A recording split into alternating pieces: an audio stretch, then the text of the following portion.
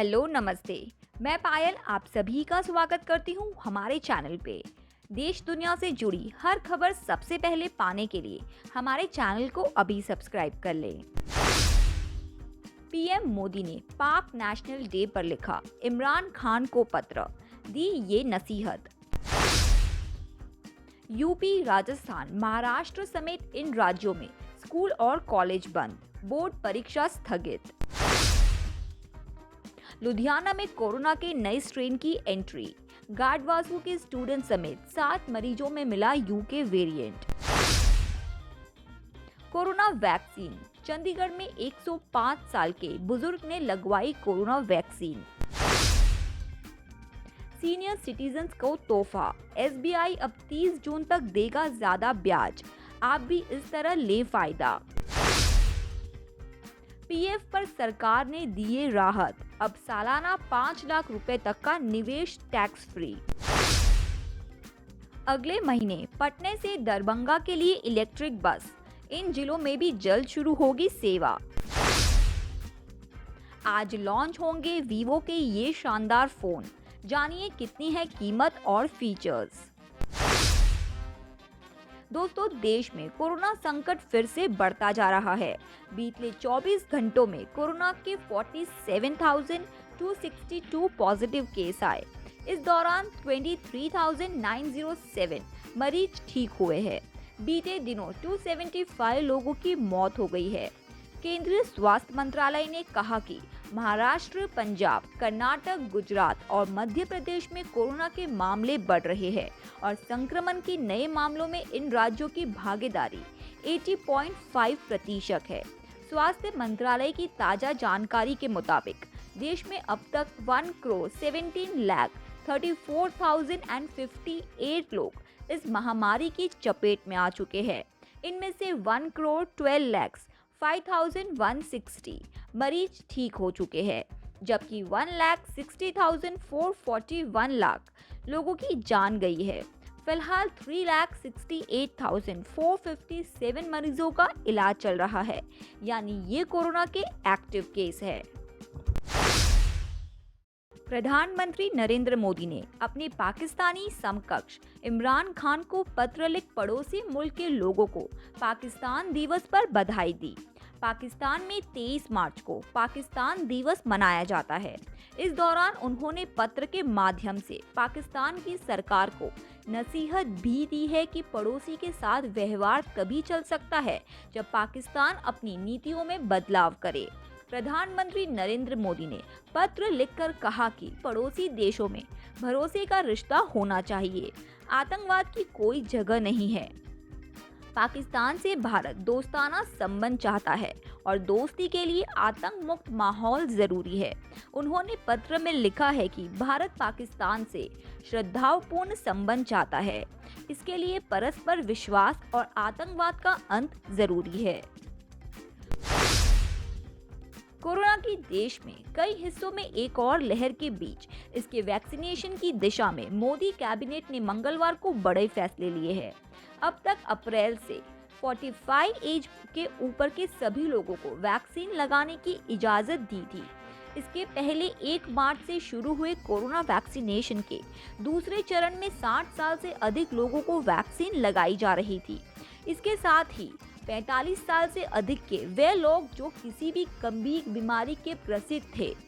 इसके साथ ही 45 साल से अधिक के वे लोग जो किसी न किसी गंभीर बीमारी से ग्रस्त थे, उन्हें वैक्सीनेशन लगवाने की इजाजत दी गई थी।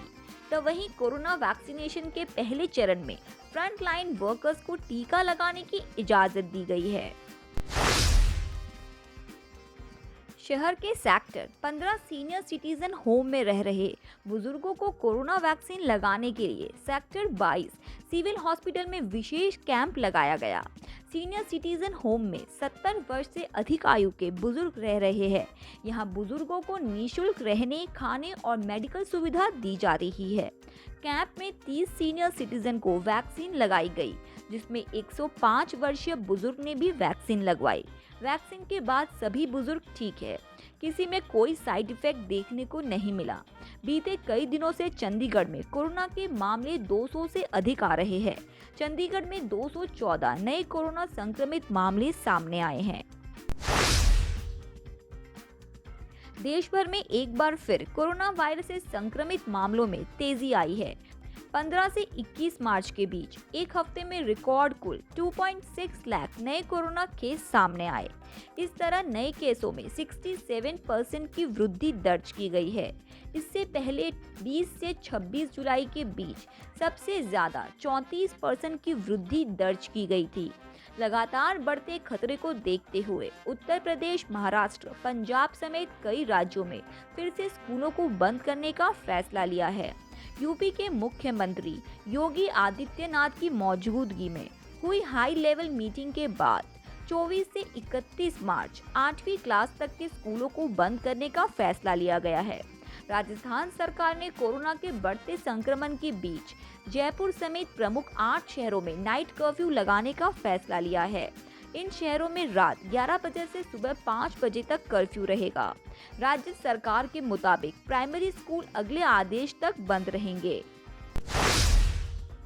लुधियाना जिले में कोरोना वायरस की नई स्ट्रेन की एंट्री हो गई है। जीनोम सीक्वेंसिंग के वेटरनिटी यूनिवर्सिटी गढ़वासू के स्टूडेंट समेत जिले के 7 लोगों में यूके स्ट्रेन की पुष्टि हुई है। चिंता की बात यह है कि जिन 7 लोगों में यूके स्ट्रेन पाया गया है उनके विदेश जाने की कोई हिस्ट्री नहीं है और न ही वह किसी विदेश से लौटे व्यक्ति के संपर्क में आए हैं। जानकारी के मुताबिक Guru Angad Dev veterinary and animal sciences university GADVASU में सेकेंड ईयर के 21 वर्षीय स्टूडेंट में नया स्ट्रेन मिला है। वह स्टूडेंट गुरदासपुर के रहने वाला है। 8 मार्च को युवक के सैंपल लिए गए थे और 9 मार्च को उनकी रिपोर्ट पॉजिटिव आई है। इसके बाद वह अपने घर चला गया था। इसके अलावा जीएनएस मंगली ऊंची के 3 लोगों में यूके स्ट्रेन मिला है। प्रोविडेंट फंड को लेकर सरकार ने लोगों को एक राहत दी है। सरकार ने प्रोविडेंट फंड में टैक्स फ्री निवेश की सीमा को एक खास कैटेगरी के लोगों के लिए बढ़ाकर 5 लाख रुपए कर दिया है। यानी ऐसे लोगों के लिए पीएफ पर मिलने वाले ब्याज को टैक्स फ्री माना जाएगा। वे लोग जिनके पीएफ खाते में नियोक्ता की तरफ से कोई योगदान नहीं दिया जाता है, उन्हें इसका लाभ मिलेगा। ऐसे लोगों को 5 लाख रुपए तक के निवेश पर मिलने वाले ब्याज पर भी टैक्स छूट मिलेगी। लोकसभा में पारित विधेयक 2021 में ये संशोधन सरकार ने किए हैं। वित्त मंत्री निर्मला सीतारमन ने कहा है कि इसे प्रोविडेंट फंड में निवेश करने वाले सिर्फ 1% लोगों पर असर पड़ेगा, क्योंकि बाकी लोगों का पीएफ में सालाना योगदान 2.5 लाख रुपए से कम है। देश के सबसे बड़े सरकारी बैंक एसबीआई ने सीनियर सिटीजन्स को बड़ा तोहफा दिया है। बैंक ने वरिष्ठ नागरिकों के लिए शुरू की है स्पेशल फिक्स डिपॉजिट स्कीम। जी हां, की डेडलाइन को एक बार फिर बढ़ा दिया है। यानी आप जब जून तक ज्यादा ब्याज दरों का फायदा ले सकते हैं। आपको बता दें कि अब इस स्कीम की तारीख का 31 मार्च से बढ़ाकर 30 जून 2021 कर दिया है। एसबीआई की वेबसाइट के अनुसार सीनियर सिटीजन के लिए बनाई गई योजना की तारीख को तीसरी बार बढ़ाया है। मौजूदा समय में आम नागरिकों को 5 साल की अवधि तक 5.4% ब्याज का लाभ मिलता था। 5 साल से कम के खुदरा टर्म डिपॉजिट पर आम नागरिकों को मुकाबले 0.50% ज्यादा ब्याज मिलेगा। वहीं 5 साल से ज्यादा के खुदरा टर्म डिपॉजिट पर आम नागरिकों को मुकाबले वरिष्ठ नागरिकों के 0.80% ज्यादा ब्याज मिलेगा। वीवो भारत में आज यानी 25 मार्च को अपनी लेटेस्ट वीवो X60 सीरीज को लॉन्च करने वाली है। इस सीरीज के अंतर्गत वीवो 1060, 1060 प्रो और 1060 प्रो प्लस स्मार्टफोन शामिल है।